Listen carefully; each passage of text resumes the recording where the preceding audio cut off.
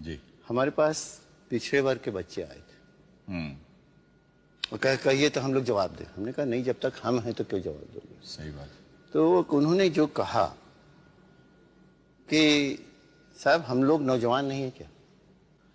कहे सब अखबार लिखता है ऑल यूथ अगेंस्ट वीपी, हम क्या 80% यूथ हम। ऑल यूथ कहां से है? मतलब उन्होंने कहा सवाल ये हमारी गिनती नहीं, और सवाल ये नहीं है कि मतलब आपने संविधान के तहत दिया हमको आपने संविधान के तहत दिया तो आत्मदाह करते हैं, तो हम इस धरती के बच्चे नहीं है क्या? सही बात। सवाल यह है कि 30% और 27% आरक्षण का सवाल नहीं, समाज के अंदर 1% भी उनके दिल में हमारी जगह है कि नहीं? ये अगर ज्वालामुखी पल रहा है 80% नौजवानों के, तो एक दिन विस्फोट होगा, उसको संभाल नहीं हो पाएगी। और ये हजारों साल से जिनको आप सजा दी है उनको तो न्याय देना होगा। जन्म के आधार पर सजा दी है तो जन्म के आधार पर उनको उसका न्याय भी मिलेगा। और अब तो बात यह है सुप्रीम कोर्ट एक तो निष्पक्ष होता, उसने फैसला कर दिया। सुप्रीम कोर्ट के जज को जनता दल का टिकट चाहिए था और वो उच्च वर्ग के अपर कास्ट के जजेस थे उसमें, और भी थे। और अब सब पार्टी ने भी मान लिया। जो प्रधानमंत्री जाता है सामाजिक न्याय की बात करता है लाल किले में, और अब किसको कहें, अटल जी भी मोड़ मुड़ा लिए हैं, यही मंत्र ले लिए हैं। अब सब ने स्वीकार कर लिया है इस बात को, तो अब कोई बहस उसमें नहीं रह गई। और पत्रकारों ने जिस तरह किया, अगर उसका 10% भी जो सुप्रीम कोर्ट जजमेंट ने दिया 10% भी लगते अखबार लिखते तो इन बच्चों की जान नहीं जाती। उस समय में तो हमारी मिनिस्ट्री थी जी, सोशल वेलफेयर मिनिस्ट्री थी और बीपी सिंह जी प्रधानमंत्री थे। मैं एक बार बार कहता हूं कि इस देश में नेता की कमी नहीं है, नीति की भी कमी नहीं है, सबसे बड़ा कमी है नेताओं के नियत का।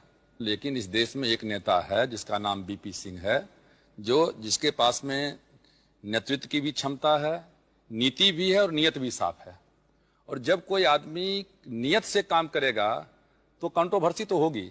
इस देश में राम को किसी ने माफ नहीं किया, कृष्ण को किसी ने माफ नहीं किया, बुद्ध किसी को माफ नहीं किया है। मरने के बाद जी आदमी नाम लेता है। इस देश में कितने प्रधानमंत्री आएंगे जाएंगे, लेकिन हजारों साल के बाद कुछ एक प्रधानमंत्री होंगे जिनका नाम लोग लेगा।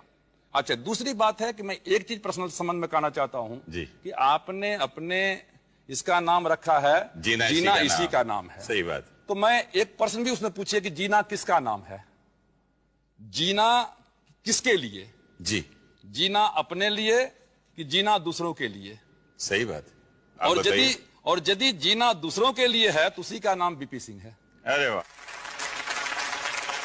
एक हमारे आजकल बहुत ही इस प्रोग्राम में एक बहुत फेमस पर्सनालिटी है, काफी फेवरेट हो गए हैं, जरा वो कुछ कहना चाहते हैं, देखिए। माननीय बीपी सिंह जी सामाजिक न्याय के पहरुआ के रूप में जो मंडल कमीशन की अनुशंसा को डस्टबिन में लोगों ने भेजा था, उसको आपने लागू किया, तो आपको देश भर के दबे कुचले पिछड़े लोग एक राजा के रूप में नहीं, एक मसीहा के रूप में आपको देखना शुरू किया। और धर्मनिरपेक्षता के नींव को जो आप मजबूत करने का काम किया। अब आडवाणी जी को जब हम गिरफ्तार कर रहे थे, आपको याद होगा, तो हमने आपसे राय लिया था, पूछा था कि हम तो छोड़ने वाले हैं नहीं बिहार में। तो आपसे फिर अंतिम समय में बात हुई और आपने कहा निश्चित रूप से आप कार्रवाई करिए। तो बिरले ही आपके तरह कोई आदमी मिलता है देश की राजनीति में जिसको मालूम है कि आडवाणी जी को जब गिरफ्तार कर लिया जाएगा तो यहाँ की गद्दी तो समाप्त होने वाली है, तो आपने कोई परवाह नहीं किया।